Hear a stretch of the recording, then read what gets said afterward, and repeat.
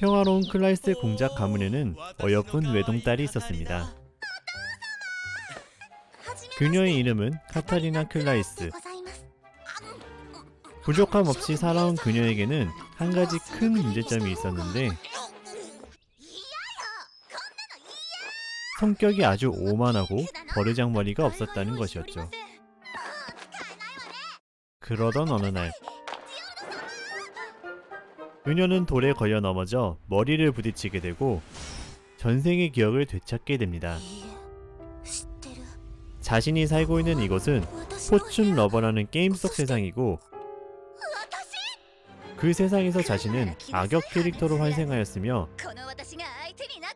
악역이기 때문에 어떤 방식으로든 파멸을 맞이할 수밖에 없는 운명이라는 사실을 말이죠. 여성향 게임에 파멸 플래그밖에 없는 악역 영예로 환생해버렸다. 이 작품은 자신에게 닥친 파멸의 운명에서 벗어나고자 필사적으로 노력하는 주인공 카타리나의 이야기입니다. 판타지 장르로서 현실이 없는 자극적인 설정이 매력적으로 다가왔고 주인공 카타리나가 악역으로 환생하여 파멸의 운명을 어떤 방식으로 극복해낼지 상당히 궁금하여 시청하게 되었는데요. 쏟아져 나오는 다른 판타지 애니메이션과 비교하여 어떤 특징을 가지고 있는지 지금부터 알아보겠습니다.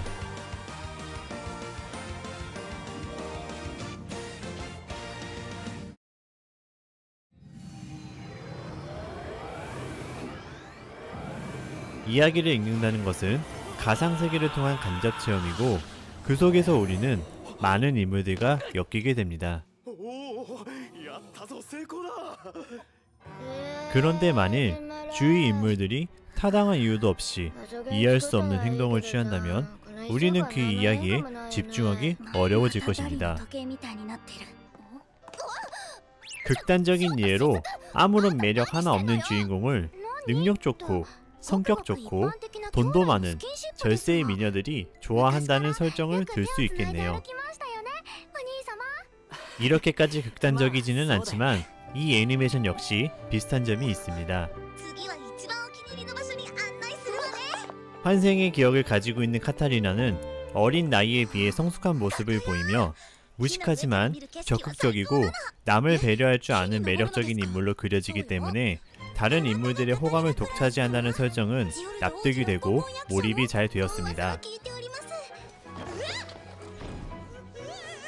그런데 시간이 흘러 적당히 나이를 먹었음에도 내면의 성장 없이 앞뒤 생각하지 않고 철없는 모습만 보이는 주인공 카타리나에게 주위 인물들은 여전히 엄청난 호감을 보내고 그녀를 독차지하려고 합니다. 여러분들은 공감이 되시나요? 물론 스토리와 장르의 특성상 개그 요소가 많이 들어가 있기 때문에 어느 정도 이해할 수 있는 여지가 있지만 이 작품은 그 정도가 과했다고 생각합니다.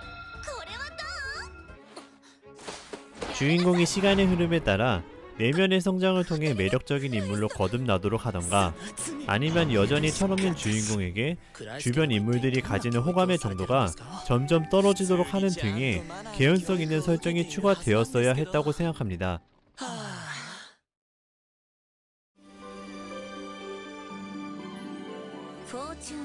이 작품의 초반 스토리는 흥미를 끌기에 충분하다고 생각합니다.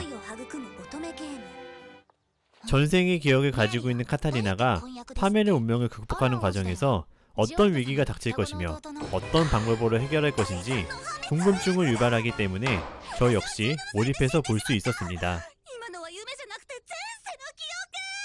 하지만 스토리는 이렇다 할 위기나 커다란 갈등 없이 유유히 흘러가며 스포일러이기에 언급할 수는 없지만 결말 역시도 누구나 예상 가능한 수준이었기에 허무하게 느껴졌습니다. 이 작품 자체가 스토리보다는 개그에 무게를 두고 있기 때문에 밝고 유쾌한 분위기를 만들어야 한다는 점은 어느 정도 이해는 합니다. 하지만 충분히 괜찮은 설정을 스토리 후반으로 갈수록 잘 살리지 못한 점은 아쉬움으로 남을 수밖에 없었습니다.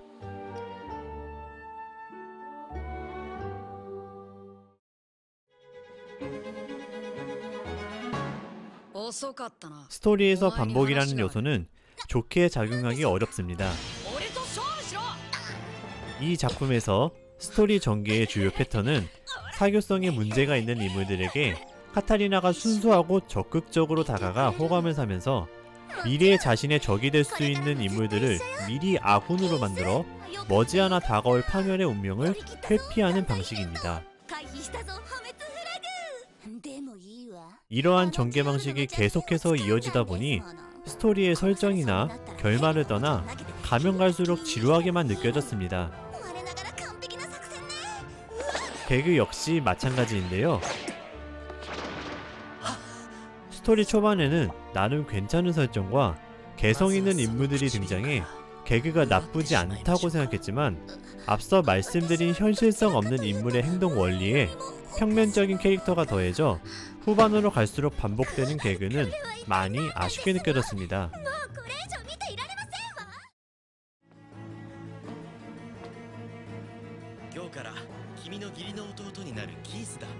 호기심을 자극하는 설정과 주인공을 포함한 개성 있는 등장인물들이 있었기에 스토리 초반 몰입도는 좋았습니다.